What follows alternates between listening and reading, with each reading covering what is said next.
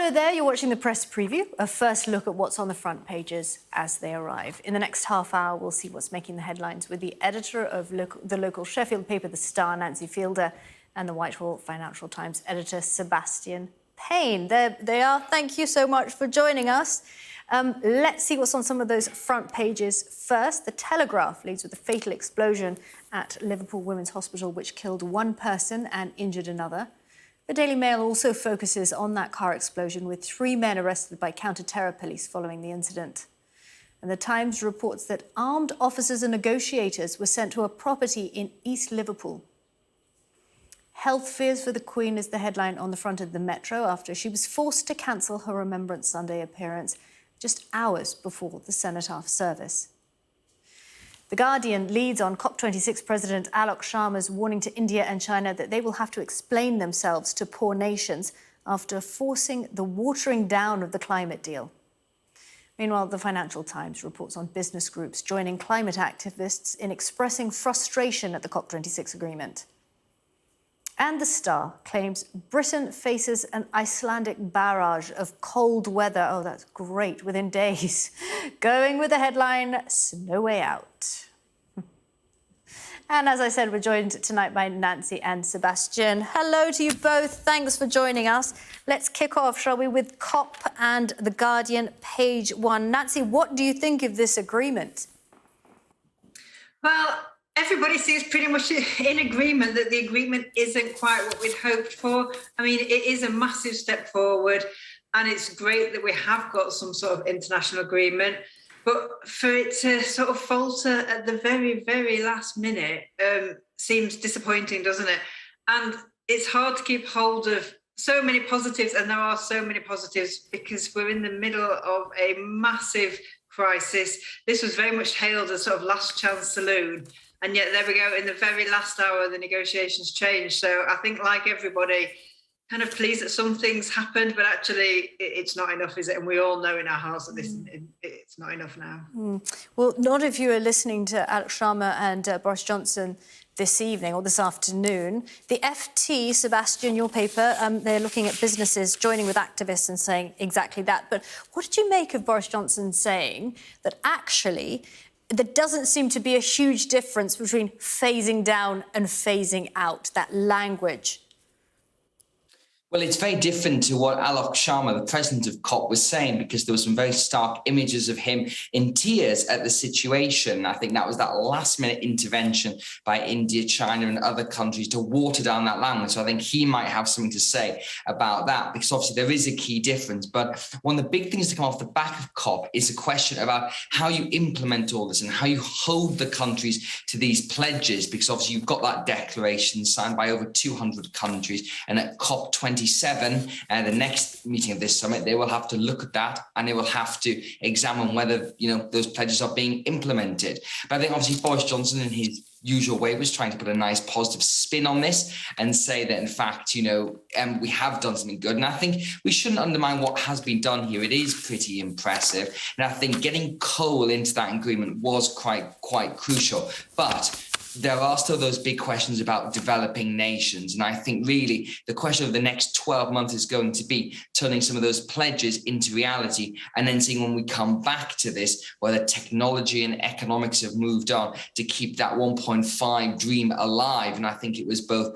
Alok Sharma and Boris Johnson who said at the press conference today it was still possible. I think others, Ed Miliband of the Labour Party, have said it's on life support. So there's still an awful lot of work to be done. So you can understand why people are pleased, but also why many are disappointed. Quite an extensive write-up inside the Daily Mail on COP26, and specifically looking at that conference this afternoon. Nancy, what do you think about it? And what do you think about the fact that at that press conference, Boris Johnson said even the most cynical would agree that this 1.5 is still alive? He did, but then look at the headline. I'd give COP 6 out of 10.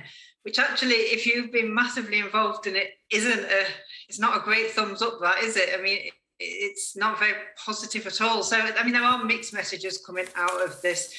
But as Sebastian's just said, what is absolutely crucial is holding them to it. And we've been here before, haven't we, where things have been promised and they've not materialised. And we're kind of at a point now where really things have got to materialise. So even if we've got a weakened, watered down version, the crucial thing is that the countries that have agreed things stick to them. So it'd be really interesting to see how things are enforced, how countries behave once the spotlight, because sadly the spotlight does fade off these issues when there isn't a massive conference and the international interest dims. So I think we've just got to demand the actions. Now we've had the words. Right, because we're still, Alok Sharma is still the president for another year, isn't he, until COP27 in Sharm el-Sheikh in Egypt. Let's leave COP now and have a look at the front page of the Metro. Sebastian, just hours before the service at the Cenotaph, the Queen had to pull out. She must be extremely disappointed. This is an extremely important service for her, isn't it? It is, and that obviously the Queen seems to have gone through a period of slightly below normal health, shall we say, that she's pulled out of several public events. She did not go up to COP, and she has cancelled several trips and basically just stayed to recuperate. And Her Majesty was spotted with a walking stick for the first time, and it was said by Buckingham Palace she very much wanted to do the Remembrance Day Sunday. She's only missed it a handful of times in her very long reign, if she's either been abroad or been in hospital or been pregnant or that sort of thing. So this is obviously a very stark moment, and I think you can understand why people are worried. But at that COVID press conference earlier, Boris Johnson said that he'd seen Her Majesty for one of their weekly audiences between the monarch and the Prime Minister, and that she was in very good fighting fit spirit. But the papers are saying that she's got a back sprain, I should say, at the moment there. And I think everyone will be hoping she does get well and is back to her normal self very soon. But you could also see today that the royal family was very well represented, from Prince Charles by Prince William and the Duchess of Cambridge as well. And I think when you look at that, you can obviously see that in the next 10 years or so is how the royal family is going to be represented at this event. And as always, I think they got the tone of it pretty much right. Nancy, what do you think? And it is so unfortunate, isn't it, that this back sprain has nothing to do with her hospitalisation last month? Absolutely. And people are worried. It's obvious people are going to be worried. But if this was any member of anybody else's family, if this was your or my grandma, great granny, we would have insisted that she did the right thing for her own health. So hopefully this is what she's doing. She's looking after herself so that she can keep going for as long as possible, because she is very dear in the hearts of the nations. And we all know how much this event means to her and how difficult it would have been to make that decision to not go. But at her age, as we would say to anybody, she's got to put her health first. And fortunately, the family stepped up, as they tend to do in these occasions. And so hopefully she's at home recuperating and quite relieved that it went so well. OK, back in a moment. Grab a cup of tea, because coming up, anti-terror police have arrested 3 men after a man was killed and another was injured in Liverpool. We're going to be discussing that after the break.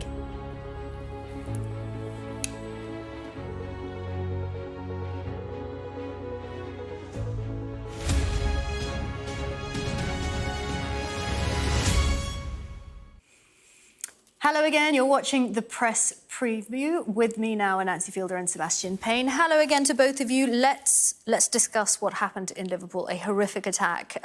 Nancy, do you want to just take us through what we know? Absolutely. So, I mean, the details are emerging about this all the time. But what we're hearing is that 3 people have been arrested.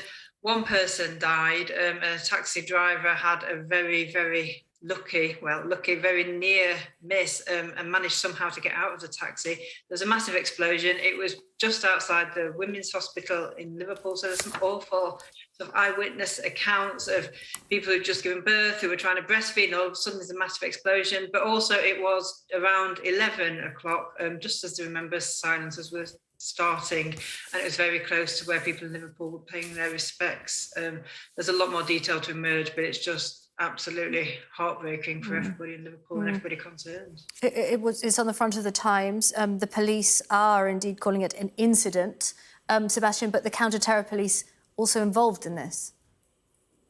Yes, and the front page of tomorrow's Daily Telegraph says that 3 suspects were arrested under the Terrorism Act, and there were addresses raided across the city there. And some of the eyewitness accounts are really quite stark. This is one on the front of the Telegraph that says there was a large explosion which blew out all the windows and sent the windscreen flying into the air. White smoke came billowing out of the car. It was extraordinary. The driver managed to escape, let alone survive. And the driver of this, who has been named in several papers as David Perry, managed to escape serious injuries there, which if you look at the pictures are really just quite extraordinary. There's also a lot we don't know about what happened in Liverpool at the moment, but obviously our thoughts with everybody who was involved with this, those people in the hospital, and just I think you have to look at the bravery of that taxi driver who looks as if, you know, he's done something very noble at this point.